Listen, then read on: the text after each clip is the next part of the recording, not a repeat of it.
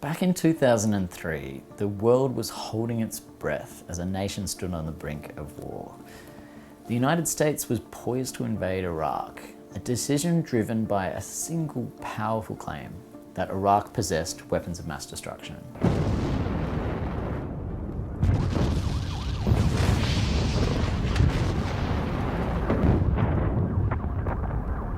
The intelligence community told the government that it was highly probable that Iraq had these weapons of mass destruction. These two words, highly probable, set in motion a chain of events that will forever change the course of history. Now, it's easy to interpret highly probable as being almost 100% certainty.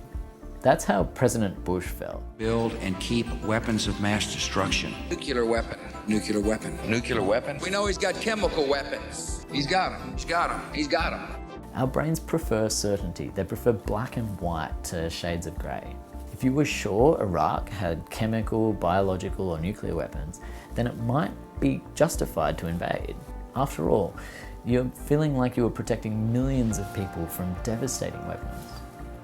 But what if highly probable meant something else?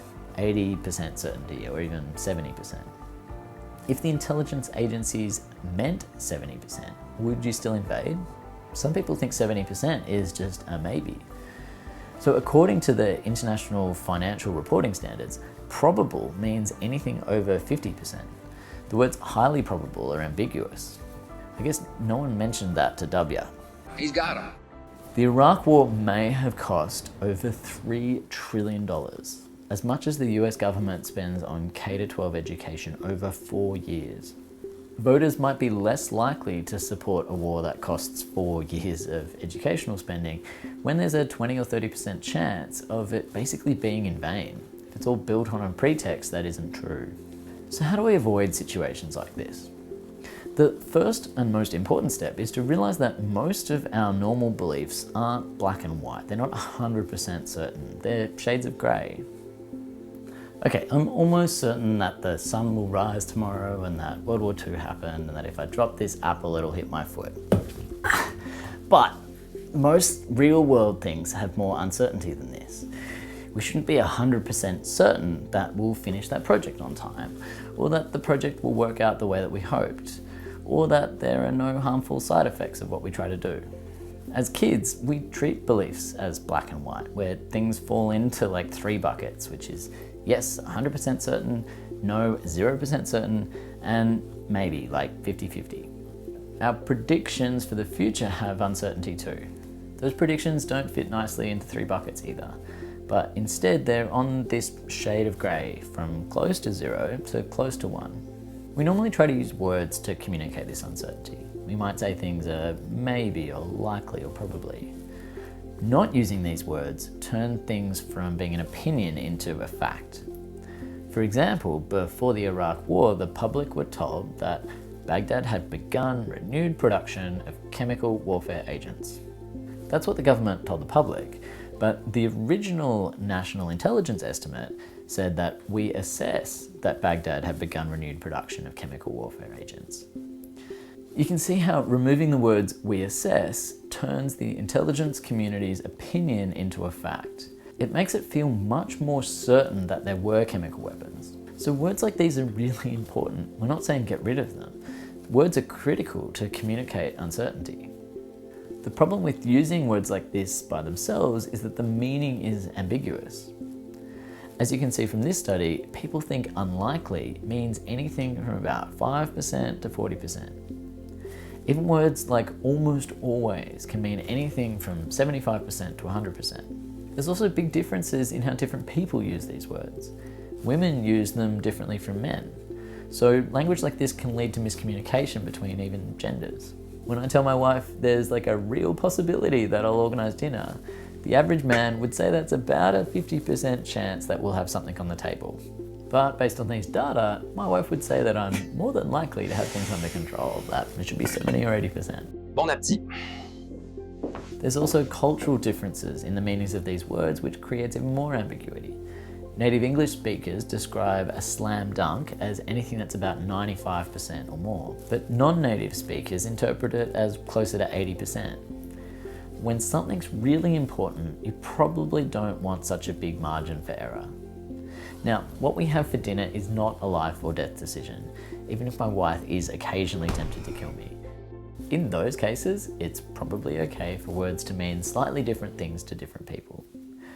But when there are trillions of dollars or thousands of lives on the line, we probably want to be more precise. We also can't do an expected value calculation on words like probably and likely.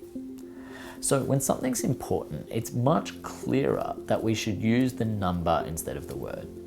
If the CIA said there's a 70% chance that Iraq had weapons of mass destruction, or there's a 99% chance, then it's much clearer than saying something like highly probable. Now, with these numbers though, it's not obvious to some people what the numbers actually mean. When the Weather Bureau says there's a 70% chance of rain, does it mean it's going to rain across 70% of the city or 70% of the day? Usually what we mean is that on 70% of the days where I say there's a 70% chance of rain, then it's going to rain. It's acknowledging that 30% of the days I say that, you won't get wet. When I say that it's 50% chance that I'll have dinner on the table, it means that every second night we might have toast. This is what it means to be what's called well calibrated. When calibrated people say there's a 90% chance of something happening, it'll happen about 90% of the time. I'm badly calibrated when I say, I don't need instructions, I 100% know how to put a cot together. Solid as a rock. That difference, that error between prediction and what happens, is what we mean by bad calibration. Calibration is a measure of how close your predictions are to the truth.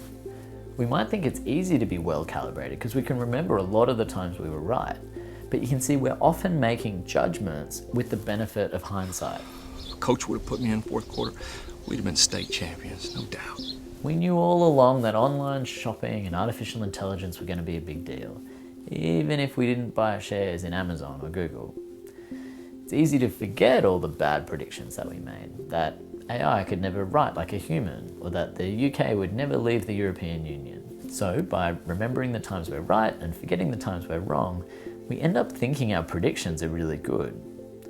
We can end up confidently wrong if we only remember we ever made a prediction when we happen to be right. So estimating real-world probabilities like this is hard. In situations like weather forecasting or games of chance and poker, we have lots of examples to draw upon. When that's the case, we can be more confident in probabilities by looking at history. In other situations, like the Iraq War or whether our project will succeed, we don't have as many examples to draw upon, so we can end up being a bit more subjective. Instead of giving an accurate probability, we just ask ourselves, how confident do we feel? This raises some important problems. In general, we're more certain in our beliefs than we should be. For example, dozens of studies have asked people to answer numerical questions like, how long is the Nile River? Like, I have no idea, 4,000 kilometers? What these studies do is they don't ask for the exact number, but they ask for a range that's big enough that you'd be right 90% of the time. So I might be 90% sure that the Nile's somewhere between 2,000 and 6,000 kilometers long. When most people do this, they're almost always too confident. They give a range that's way too small. The correct answer is 6,650 kilometers. So even when you tell people to give really wide 90% confidence intervals, they're only right 50% of the time. People's 90% confidence interval is actually only a 50% confidence interval. I mean, how hard is it to just know the lengths of all the world's rivers and tributaries? Read a topographical map for once in your damn life. We're also too optimistic. We all know crime happens, but most of us don't think that we'll be victims of crime. Smokers know that other smokers get cancer, but they don't think that they'll be one of those people. If you ask people who just got married, they know conceptually that half of marriages end in divorce, but they all think that their chances of divorce are zero. I, Michael Notel, realize forever has a 50% success rate. But I'm ready to flip a coin on you, baby, even if it means going best 2 out of 3. This optimism bias is where we typically rate our own risks of bad things happening as lower than the ratings of other people and lower than the actual risk. If we're trying to change the world, we might underestimate the chance of our project failing. One reason for this is in the way that we interpret failure. When someone else's project fails, we're more likely to say it's because of something about them, that they're disorganized or they had a bad strategy. When our projects fail, we just got unlucky. When we succeed, it's because we worked hard and we're smart. But when they succeed, it's because they got lucky. This is called the fundamental attribution error. We're much more likely to attribute our success to factors about us and others' success to chance. The problem is this can mean we're not very good at judging what will work in our own lives. We're also biased by information that really shouldn't matter.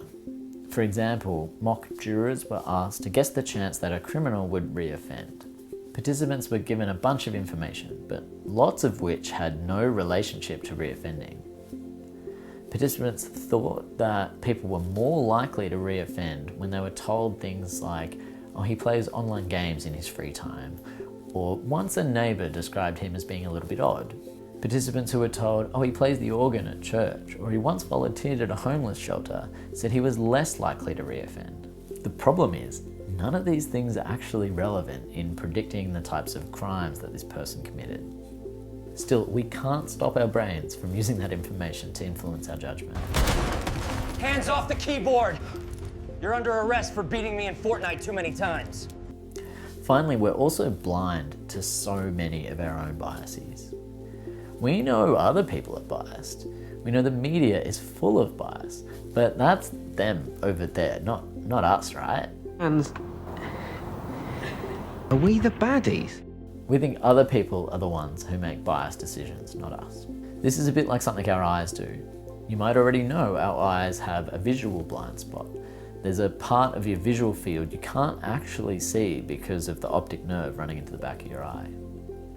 We usually don't notice that blind spot because our brain fills it in, usually with information from our other eye. Well, our brain also has a bias blind spot where we usually don't notice our own biases. Our brains fill that one in with bullshit. So given all of this, is there still any point in trying to put a number on our predictions? What's the point of saying 10% when we're so frequently wrong? Doesn't a number make us seem more overconfident, like we're presenting an objective fact? Yeah, that is a danger, but the answer is not to throw away the use of numbers to make predictions. It's so much clearer what my opinion is when I say there's a 10% chance than when I just say it's unlikely. So use the numbers, but make it clear that the numbers are estimates. They're opinions, not hard facts. It's also good to use numbers because despite all the biases, we can then get more accurate and overcome these biases.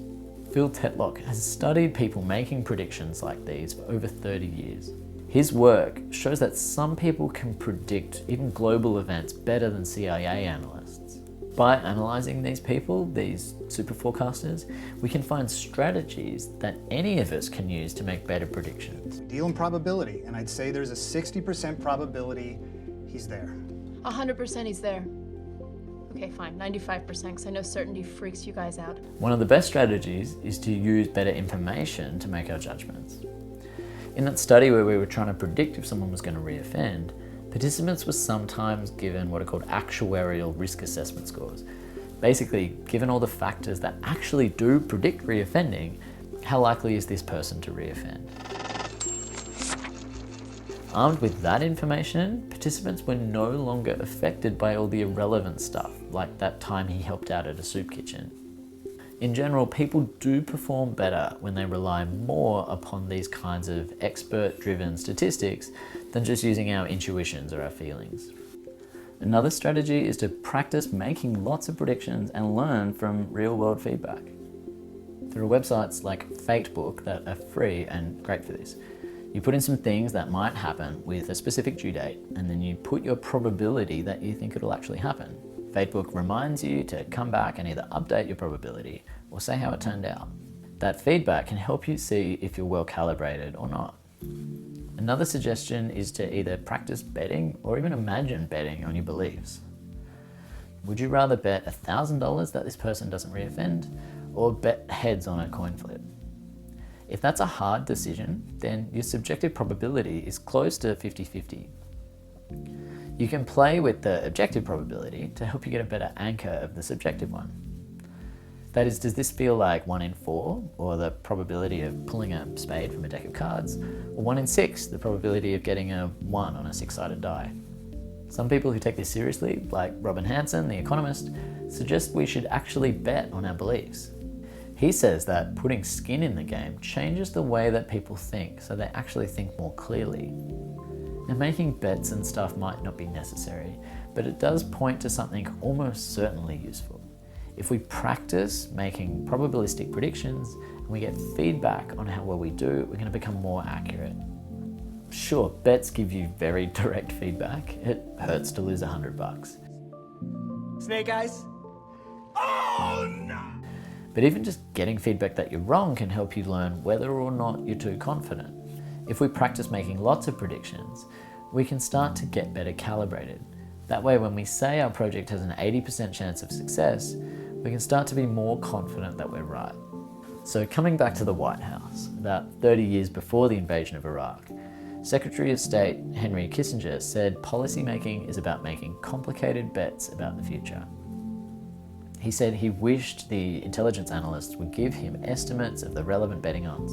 Maybe if analysts had given George Bush the betting odds on weapons of mass destruction, America wouldn't have invaded Iraq. Look, it might not have changed anything, but given what we know about our problems with probability, we should try to do better than saying things are likely. If we put a number on our beliefs and practice making those numbers more accurate, then we're more likely to be right more of the time. I bet you I'm right.